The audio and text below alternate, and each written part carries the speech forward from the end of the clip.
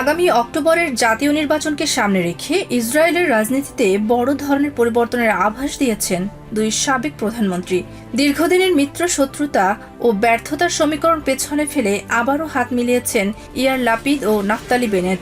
তেল আভিভের উপকণ্ঠে উপকূলীয় শহর হার্জলিয়াতে এক মঞ্চে হাজির হয়ে নতুন করে জোটবদ্ধ হওয়াকে দেশপ্রেমিক পদক্ষেপ বলে অভিহিত করেন তারা। জোটের লক্ষ্য একটাই, বেঞ্জামিন নেতানিয়াহুর শাসনের অবসান ঘটানো। বেনেট স্পষ্ট জানিয়ে দিয়েছেন, নেতানিয়াহুর সাথে পথ চলার সময় শেষ হয়ে এসেছে। আমরা এক সংকটকাল পার করছি, যা সাহসী পদক্ষেপ দাবি করে। আমার বন্ধু ইয়ার লাপিদকে সাথে নিয়ে দেশের স্বার্থে আমি সবচেয়ে বড় জায়নবাদী ও দেশপ্রেমিক সিদ্ধান্তটি নিচ্ছি। নেতানিয়াহুর দীর্ঘ শাসনের পর এখন সময় এসেছে তাকে বিদায় জানিয়ে দেশের জন্য নতুন এক অধ্যায় শুরু করার। ক্ষমতায় গেলে বেনেটের নেতৃত্বাধীন নতুন সরকার 7ই অক্টোবরের হামাসের হামলার নিরপেক্ষ তদন্ত কমিশন গঠনের প্রতিশ্রুতি দিয়েছে। এছাড়া প্রধানমন্ত্রী পদের মেয়াদ সর্বোচ্চ 8 বছর নির্ধারণ এবং সবার জন্য বাধ্যতামূলক সামরিক চাকরির আইন কার্যকর করার কথা জানান তারা। লাপিদ তার বক্তব্যে ইসরায়েলি নাগরিকদের ঐক্যবদ্ধ হওয়ার ডাক দিয়ে চরমপন্থীদের জোট থেকে দূরে রাখার অঙ্গীকার করেন। আমাদের দেশ এখন নিঃশ্বাস নেওয়ার মতো ঐক্য চায়। গণতন্ত্র এবং জায়নবাদী মূল্যবোধে বিশ্বাসী সবার জন্য আমরা এখানে দাঁড়িয়েছি। আগামী নির্বাচনে জেতার জন্য ইসরায়েলের মধ্যপন্থীদেরও বেনেটের পেছনে ঐক্যবদ্ধ হতে হবে। তিনি একজন নীতিবান ও আইন মান্যকারী নেতা।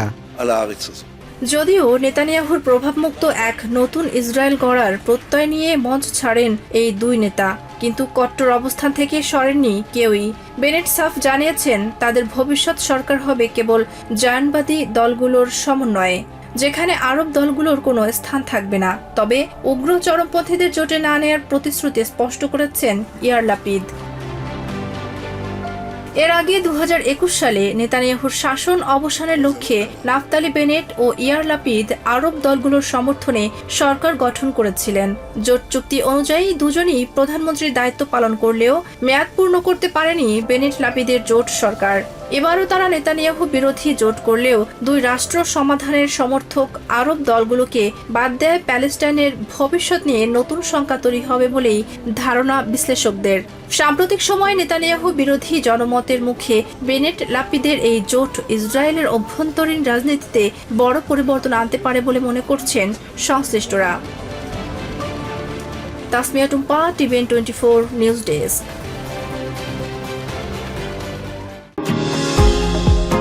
নিউ ইয়র্ক থেকে সম্প্রচারিত টিভিএন 24 টেলিভিশন বিশ্বজুড়ে বাঙালির কণ্ঠস্বর।